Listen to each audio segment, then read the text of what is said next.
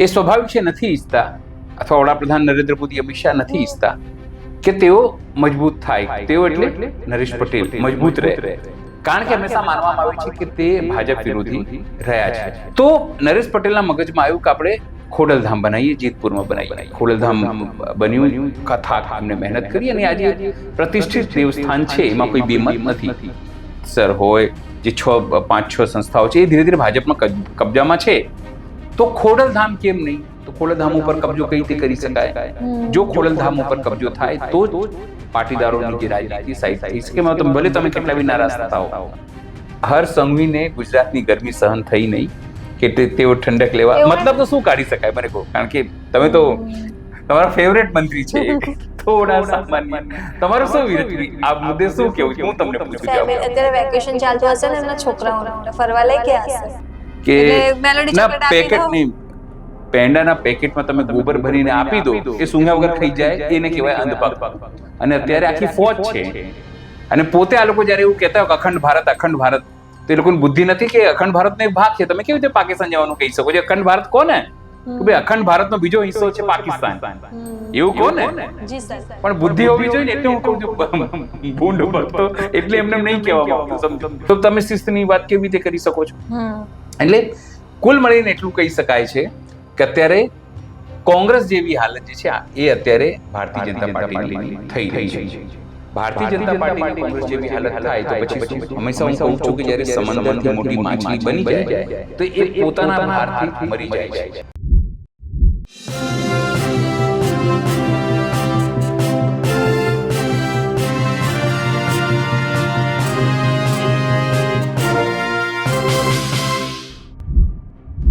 નમસ્કાર, હું છું ચંદ્રિકા પુત્ર નિરાલી મહેરિયા, અને આપ સૌનું સ્વાગત છે અમારા વિશેષ કાર્યક્રમ અખબારોની ચટપટરમાં, જ્યાં જોડાયા છે અમારા સહયોગી અનિલ પટેલ. નમસ્કાર નિરાલી, કેમ છો? નમસ્કાર સર. સૌથી પહેલો પ્રશ્ન ખોડલધામ. સૌથી પહેલો પ્રશ્ન એ છે કે આ જે દુપટ્ટો મારો નથી, મારો ક્યાંક પડી ગયું છે. નિશાનો દુપટ્ટો છે સર. ખોડલધામના જે ચેરમેન છે નરેશ પટેલ, શું તેમણે બીજેપી સામે હથિયાર રેટા મૂકી દીધા છે? જો સવાલ કેમ આ થઈ રહ્યું છે, કારણ કે છેલ્લા 1 મહિનામાં સંજોગો આવા થયા. કેવા સંજોગો થયા? તો સુરતમાં એક નવો ખોડલધામ બનાવવાની વાત થઈ, એના ચેરમેન અલગ મુકેશ પટેલને બનાવવાની વાત થઈ. નરેશ પટેલ કડવા અને લેવા પાટીદારોને એક કરવાની વાત કરતા હતા, રોટી બેટીનું સંબંધ થાય તેની વાત કરતા હતા, સામાજિક સમરસતા વધે પાટીદારોમાં અને પોલિટિકલ રીતે તેઓ મજબૂત થાય તેવી વાત કરતા હતા. વડાપ્રધાનને સરદાર રત્ન એવોર્ડ અપાયો. આ તમામ ઘટનાક્રમ થયું છે. અને ભાજપમાં જે ભારતીય જનતા પાર્ટીમાં જે પાટીદારો છે, એ સ્વાભાવિક છે, નથી ઈચ્છતા, અથવા વડાપ્રધાન નરેન્દ્ર મોદી, અમિત શાહ નથી ઈચ્છતા કે તેઓ મજબૂત થાય. તેઓ એટલે નરેશ પટેલ મજબૂત રહે, કારણ કે હંમેશા માનવામાં આવે છે કે તે ભાજપ વિરોધી રહ્યા છે. કેમ રહ્યા છે? તો એની પાછળ બી એક કહાની છે કે એક સમય સ્થિતિ એવી હતી કે રાજકોટ અને વિસ્તારોમાં લેવા પાટીદારોની સંખ્યા વિશેષ, પણ જે તે સમય દરમિયાન ભારતીય જનતા પાર્ટીએ કડવા પાટીદારની ટિકિટ આપી. એટલે સ્વાભાવિક છે એ સમય દરમિયાન નરેશ પટેલ સહિતના જે લેવા પાટીદારના આગેવાનો હતા, તેમને લાગ્યું કે આપણી સંખ્યા વિશેષ હોવા છતાં, આપણે આર્થિક રીતે મજબૂત છીએ છતાં આપણી પાસે કોઈ એવું સંગઠન નથી કે જેના કારણે સરકારને રાજનીતિક પ્રેશર આપણે નાખી શકીએ. જો કડવા પાટીદારો પાસે ઉમિયા ધામ છે, સિત્તર ધામ છે, સરદાર ધામ છે, ઘણા બધા અલગ અલગ એજ્યુકેશન સંસ્થાઓ છે. અને કહેવાય છે ને કે તમારે રાજનીતિ વહેંચણી કરવી હોય તો તમારી પાસે ડેરી હોય, દડો એટલે ક્રિકેટ, દેવસ્થાન, ડેરી, દડો, દેવસ્થાન, આ તમામ વસ્તુ હોય તો તમે રાજનીતિની વહેંચણી પાર કરી શકો છો વ્યવસ્થા. એટલે એ સમય દરમિયાન મને લાગ્યું કે આપણે પણ એક એવું દેવસ્થાન બનાવવું જોઈએ જેમાં તમામ લેવા અને કડવા પાટીદારો સવિશેષ, પણ કડવા આવે તો એમનું સ્વાગત છે, એ કરી શકીએ. તો નરેશ પટેલના મગજમાં આવ્યું કે આપણે ખોડલધામ બનાવીએ, જેતપુરમાં બનાવીએ. ખોડલધામ બન્યું, થાક એમને મહેનત કરી, અને આજે પ્રતિષ્ઠિત દેવસ્થાન છે, એમાં કોઈ બેમત નથી.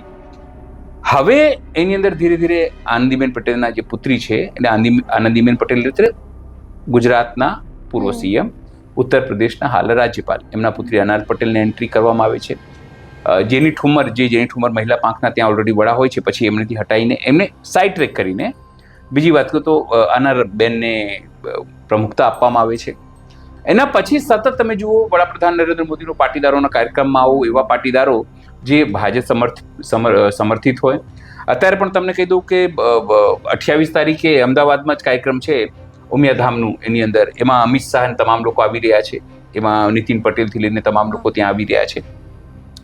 એટલે હવે નરેશ પટેલને કદાચ એવું લાગે છે, અને જે એમને થોડા સમય પહેલા જે આપ્યું કે હવે હું આરામ કરવા માંગુ છું, રિટાયર્ડ થવા માંગુ છું, મતલબ સાફ છે કે એમને કદાચ એક એવી ડિઝાઇન આપી દેવામાં આવી હોય કે ભાઈ જો કેન્દ્ર સરકાર સત્તા પક્ષ ભાજપ સામે તમે પડશો તો તમને કદાચ પતી જશો. એ હું જો થયું છે કે નહીં મને ખબર નથી, પણ સંકેત તો હોય રાજનીતિમાં. એના કરતાં તમે એક સારી રીતે એક્ઝિટ લો. શક્ય છે ને, એમને સૂચના આપવામાં આવી હોય, એમને સંકેતો આપવામાં આવ્યા, વડાપ્રધાન નરેન્દ્ર મોદી જે રીતે આવ્યા અને ગોપાલ ઇટાલિયાને કાર્યક્રમમાં ના બોલાવવામાં આવ્યું, સીધી રીતે વાત કરીએ તો એ કોંગ્રેસના નેતા એ મંચ ઉપર નરેશ પટેલ પણ નહોતા. એટલે એક સંકેત જે છે એ વાત મને લાગે છે સમજી ગયા હશે, એટલે એમને આ વાત કહી હશે. પણ શું લેવા પાટીદારો જેમને ખોડલધામ ઊભું કર્યું, શું એમની સાથે છે? તો મને નથી લાગતું કે જવાબ છે હા. ના આપ્યો હોય એમાં બી ભાગલા પડ્યા છે. એટલે લાગે છે કે જે રીતે નરેશ પટેલ એ આનંદીબેન પટેલના પુત્રી, જો આનંદીબેન પટેલના પુત્રીએ ક્યારે નથી કીધું, હું સ્પષ્ટતા સાથે કહી દેવા માંગુ છું કે આનંદીબેન પટેલના પુત્રીએ ક્યારે નથી કીધું કે તેઓ બનવા માંગે છે. હંમેશા કહેતા રહ્યા છે કે આપણે સેવા કરવા માંગુ છું અને મહિલાઓને રોજગાર સમાજમાં જે બી કુરીતિઓ છે, દારૂ ડ્રગ્સ ને આ બધાની, એ દૂર કરવા માંગે છે. પણ આ તો આપણે એઝ્યુમ કરીએ છીએ. તમને કહું કે આ તમામ ઘટનાક્રમ થયા પછી પણ આનંદીબેન પટેલ કે એમના પુત્રીનું કોઈ નિવેદન આવ્યું નથી. પણ જે રીતે ભાજપ ધીરે ધીરે ખોડલધામ ઉપર હાવી થઈ રહ્યું છે, જો ઉમિયાધામ હોય, સીતસર હોય, જે 5-6 સંસ્થાઓ છે એ ધીરે ધીરે ભાજપમાં કબજામાં છે, તો ખોડલધામ કેમ નહીં? તો ખોડલધામ ઉપર કબજો કઈ રીતે કરી શકાય? જો ખોડલધામ ઉપર કબજો થાય તો જ પાટીદારોની જે રાજનીતિ સાઈડ થઈ શકે. ભલે તમે કેટલા બી નારાજ થતા હો, તમે ધનજી પાટીદારે કેમ વિરોધ ના કર્યો હોય, જે આપણા કરમસદથી જે વિરોધ કરે છે એ કેમ ના હોય, સાથે અલગ અલગ જગ્યાથી જે કોંગ્રેસના પાટીદારો છે એ વિરોધ કેમ ના, પણ એનાથી શું ફેર પડે છે? કોઈ ફેર પડતું નથી. આગામી દિવસોમાં હું તમને કહી દઉં કે બહુ મોટો ઉલટફેર છે, એ થવાની સંભાવના લાગે છે. બીજો પ્રશ્ન છે કે પ્રધાનમંત્રી નરેન્દ્ર મોદીએ તેમના તમામ મંત્રીઓને કહ્યું હતું કે વિદેશ પ્રવાસ નથી કરવાનો, પણ હર્ષ સંઘવી તો કરી રહ્યા છે. એટલે શું હર્ષ સંઘવી મોદીજીને ગાંઠતા નથી કે પછી મોટા થઈ ગયા છે, સુપર પીએમ છે, સુપર સીએમ ની જેમ? જો હું તમને કહી દઉં, ગુજરાત સમાચારે મેટર છાપી. ગુજરાત સમાચાર એમાં થોડા દિવસથી નારાજ ચાલે, જ્યારથી એને એડનું બધું સેટિંગ નહીં થયું એટલે એને સ્પષ્ટપણે લખ્યું છે. કારણ કે હંમેશા હું કહું છું કે અમારી પાસે એવા કોઈ સંસાધન નથી કે નથી કે સરકારમાં કે આપણને પહેલાથી કે ભાઈ આવું થવાનું છે તો આપણે કાર્યક્રમ પહેલા કરીએ. ગુજરાત સમાચારે સ્પષ્ટપણે લખ્યું છે કે ગુજરાતની પ્રજા મોંઘવારીમાં પીસાઈ રહી છે. વડાપ્રધાન નરેન્દ્ર મોદીની અપીલને ઠુકરાવીને હર્ષ સંઘવી સ્વિટ્ઝરલેન્ડના પ્રવાસે ગયા છે. સ્વિટ્ઝરલેન્ડ. જો રાહુલ ગાંધી ગયા હોત તો શું થાત? આખી નેશનલ મીડિયાએ એમને દેશદ્રોહી સાબિત કરી દીધા કે જો આટલું બધું ક્રાઇસિસ છે દેશમાં, નીટ, પેટ્રોલ, ડીઝલ ને આ ભાઈ વિદેશ ગયા છે. પણ આ તો હર્ષ સંઘવી ગયા છે, સુપર સીએમ ગયા છે. એને લખ્યું છે કેવું કે વડાપ્રધાન નરેન્દ્ર મોદી દેશની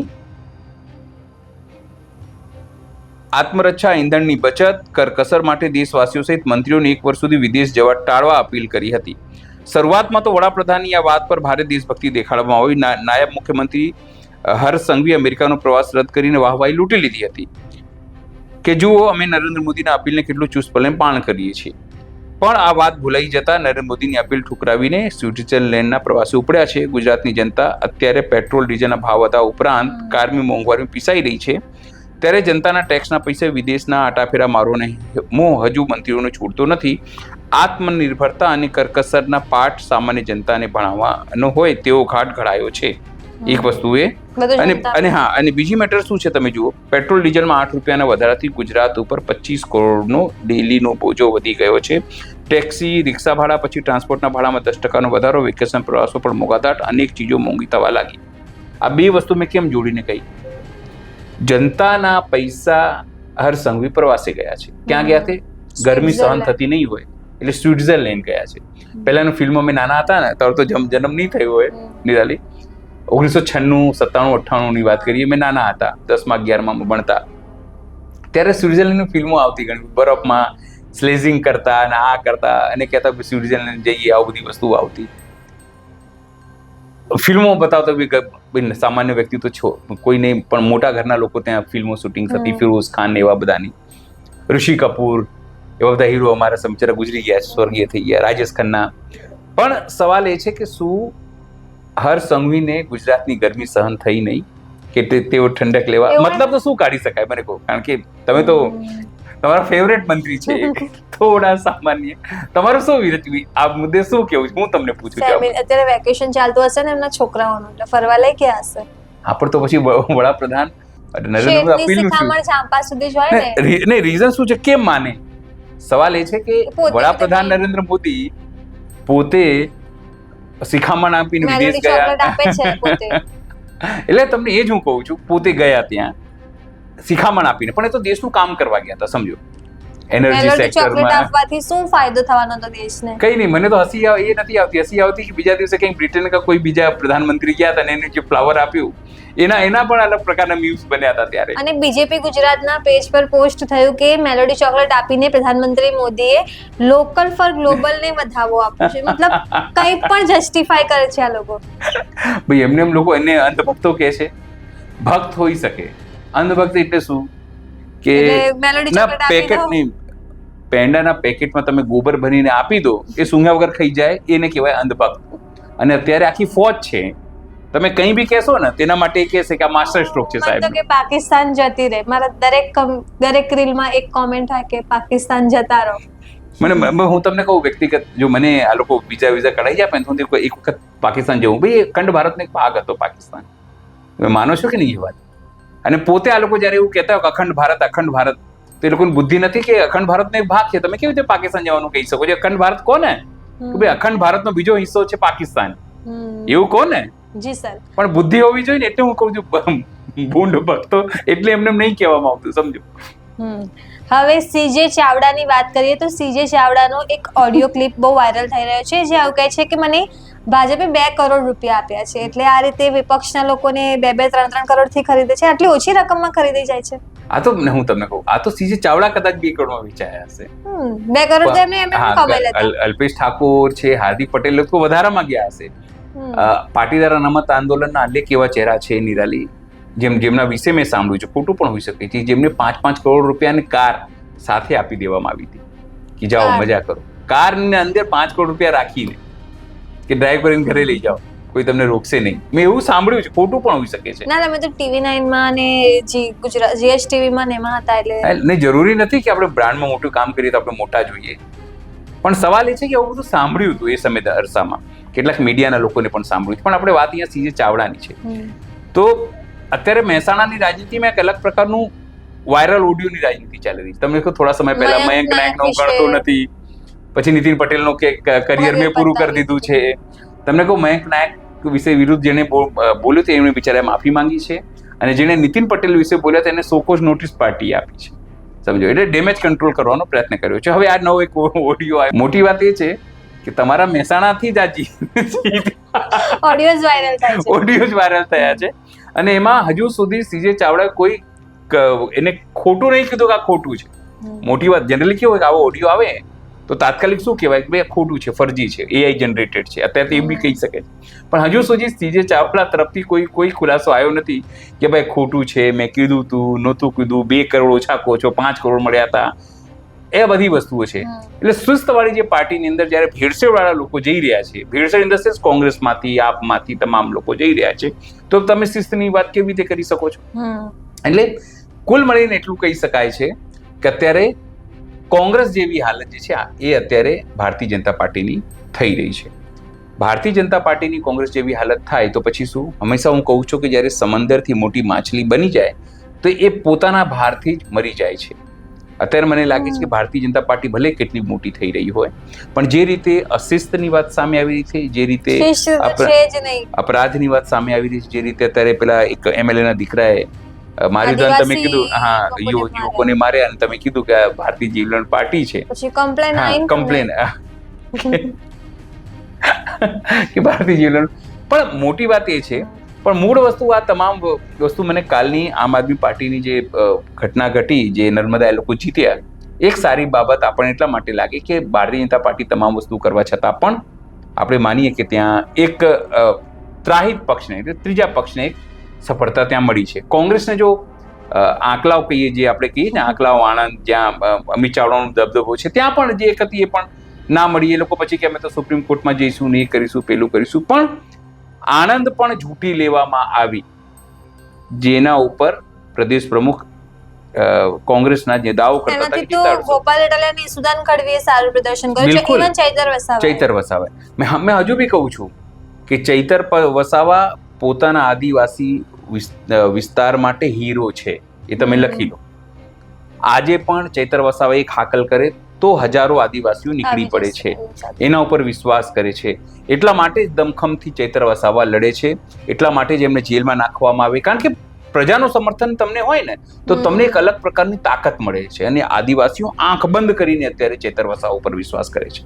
એટલે કાલે જે રીતે એમની સભા થઈ, આ થઈ, આપણે વખાણ ના કરવા જોઈએ. તમે કહી શકો છો મને, તમે તો આમ આદમી પાર્ટીના પ્રવક્તા છો, પણ જ્યારે તમે રાજનીતિના વ્યક્તિ હો તો તમારે તમામ વસ્તુને ધ્યાન રાખવી જોઈએ કે એક તરફ જ્યારે કોંગ્રેસ ધીરે ધીરે ખતમ થઈ રહી છે, ખતમ એટલા માટે થઈ રહ્યું કે આજે જ આપણે એક ઇન્ટરવ્યુ કરવા ગયા હતા એક સોશિયલ મીડિયા ઇન્ફ્લુએન્સર, એમણે સ્પષ્ટપણે શું કીધું કે ભાજપનું તોડ કોઈ હોઈ શકે છે તો તે આમ આદમી પાર્ટી છે. એમણે સ્પષ્ટપણે આ વાત, મને કોંગ્રેસ પર હજી વિશ્વાસ છે.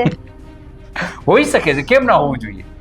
પણ આ તો હું જે વાત મેં સાંભળી, જે તમે પણ સાંભળી ઓન કેમેરા, એમણે આ વાત કહી છે.